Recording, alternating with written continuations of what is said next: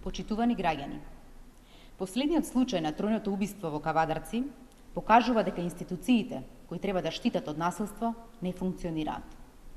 Заштитата од семено насилство лошо се применува на терен, што се покажува трагично во повеќе од земени човечки животи во изминатиот период. Еве што се случува на терен. Шелтер центрите не работат. Полициските станици наплатуваат за посета на семејствата каде што е пријавено семено насилство.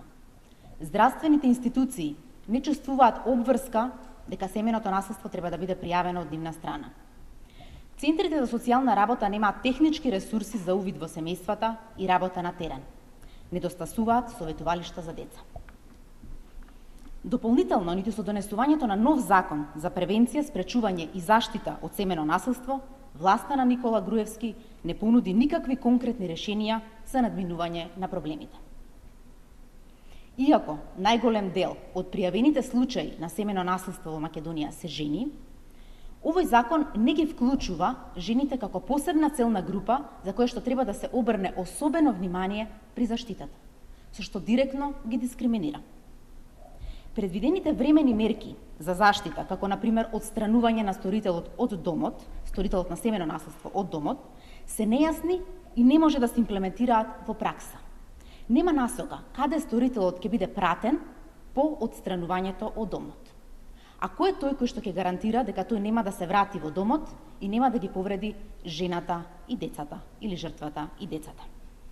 Токму случајот во Кавадарци е пример за нетретирање на сторител на семено насилство и го потврдува фактот дека постои огромна опасност кога сторителот е оставен сам. Дополнително власта нуди законска привилегија за богатите сторители на семено насилство.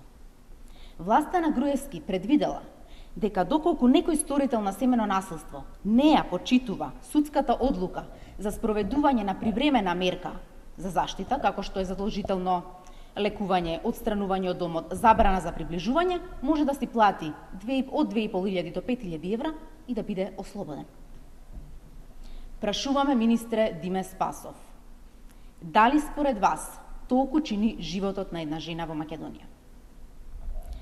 Фактот што овој закон се донесе без финансиски фискални импликации или без обезбедени буџетски средства за негово спроведување, покажува дека власта нема никаква намера сериозно да го третира ова прашање, ниту пак има намера навистина да ги заштити жртвите на родово базирано насилство и домашно насилство. Социјалдемократскиот сојуз верува дека сите граѓани имаат право на живот без насилство.